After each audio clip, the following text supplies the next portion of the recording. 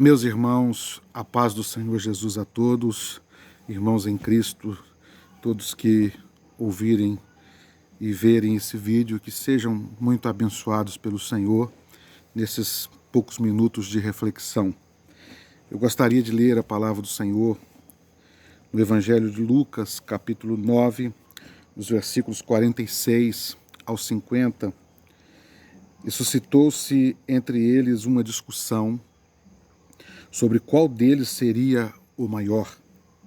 Mas Jesus, vendo o pensamento de seus corações, tomou um menino, pô-lo junto a si, e disse-lhes: qualquer que receber este menino em meu nome, recebe-me a mim. E qualquer que me recebe a mim, recebe o que me enviou.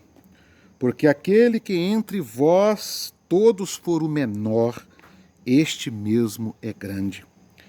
E respondendo João disse: Mestre, vimos um que em teu nome expulsava os demônios, e lhe o proibimos, porque não te segue conosco. E Jesus lhes disse: não o proibais, porque quem não é contra nós é por nós.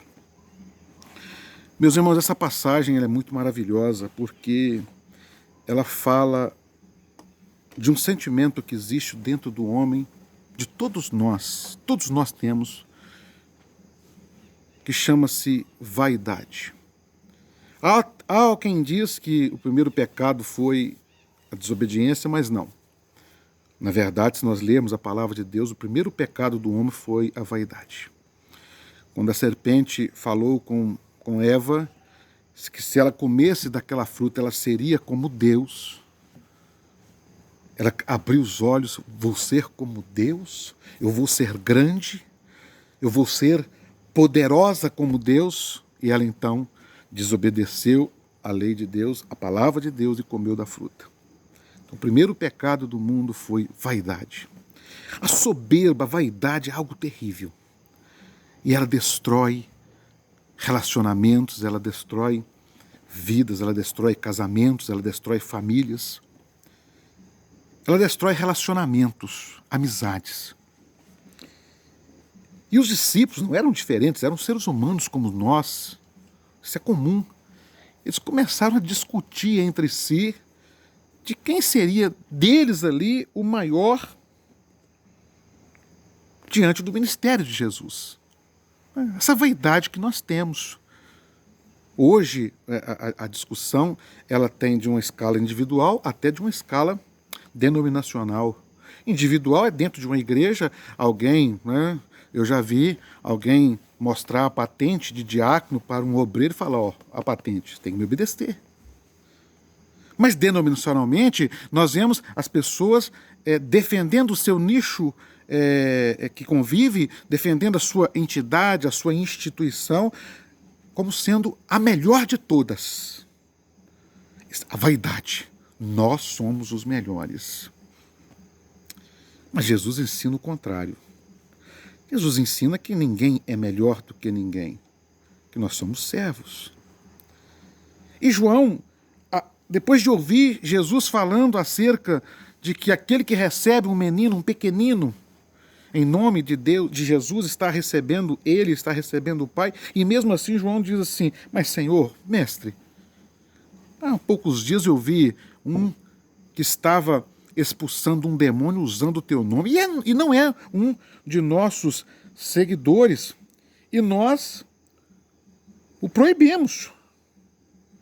E Jesus olhou para ele e falou: mas como? Você proibiu por quê? Quem não é contra nós é por nós.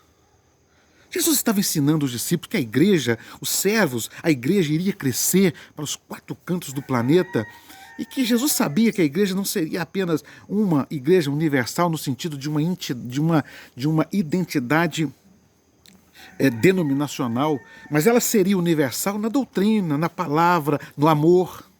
Então ele ensina, falando: não faço não. Isso é vaidade, João. Quem não é contra nós é por nós. Se ele está fazendo isso em meu nome, deixa. Queridos, eu chamo a atenção dos irmãos. Nós estamos vivendo a última hora da igreja na face da terra. E não é a última hora, irmãos, de uma plaquinha. É a última hora da igreja fiel. Quem é a igreja fiel? É uma denominação? Ou melhor, quem é a igreja infiel? É a tal placa? Não. A igreja fiel, irmãos, ela é de todos aqueles que recebem um desses pequenos em meu nome. Jesus estava dizendo que a igreja fiel, ela não é caracterizada por um grupo específico, por uma denominação, não. A igreja fiel, ela está espalhada. Servos aqui e ali.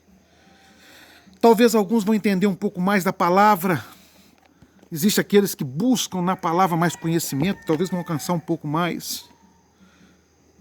O conhecimento verdadeiro, irmãos, de um servo de Deus não está no que ele sonha, no que ele vê. O verdadeiro conhecimento de um servo de Deus está na palavra, nunca esqueçam disso. Porque as maiores religiões heréticas do mundo surgiram por possíveis visões, sonhos e revelações. A verdadeira igreja do Senhor, ela está fundamentada na palavra, na sua base, no texto e contexto. E não naquilo que o homem pensa de dizer, nós somos os melhores. Por quê que nós somos os melhores? Ah, porque nós somos batizados com o Espírito Santo e o outro grupo não é. Mas salvação não é batismo com o Espírito Santo. O Espírito Santo é um revestimento de poder de acordo com a palavra. E o batismo com o Espírito Santo é um mistério de Deus que a cada um Deus vai dar conforme a sua graça. Como que eu, homem, mero mortal, posso dizer você não é um salvo porque você não fala em línguas estranhas ou você não tem dons? Eu não sou dono do céu. Essa vaidade, irmãos, ela toma conta de tal forma o coração do homem que ele passa a querer defender o seu nicho, a sua denominação, o seu grupo, falando mal dos outros. Oh, nós somos os melhores lá. Oh, nós estamos há 50 anos. Oh, estamos aqui há 500 anos. Irmãos, a igreja foi inaugurada no Calvário, foi gerada no Calvário, inaugurada no Pentecoste. Ela tem quase 2000 anos de história, ou tem 2000 anos de histórias, mas ela é um plano profético de Deus de eternidade a eternidade. A vaidade de pensar que o meu grupo é maior porque dá quase vontade de rir, mas teríamos que chorar. O medo de perder alguém do seu nicho, não por causa do amor à alma, porque quando a gente ama de verdade, irmão, nós queremos o bem daquele que está do nosso lado.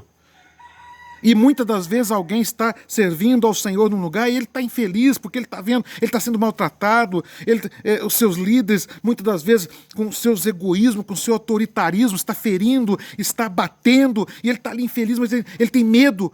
Ontem uma irmã, eu gravo essa mensagem baseada até nessa palavra, ontem uma irmã disse assim, pastor, mas o meu pastor esteve aqui e ele falou o seguinte, que se eu entregar a minha função na igreja, eu posso ser amaldiçoada, ele contou até o testemunho de uma irmã que entregou um dia a sua função de professora e ela teve um câncer e ela morreu.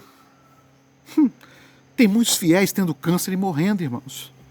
Isso é mistério de Deus, a vida. Deus não é um juízo agora. Jesus disse assim, eu não vim julgar o mundo, eu vim para salvar.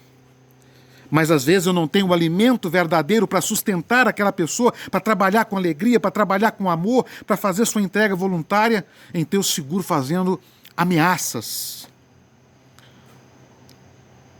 Eu seguro as ovelhas fazendo ameaça, difamando os outros grupos. Deixa eu dizer uma coisa aos irmãos, raciocinem comigo.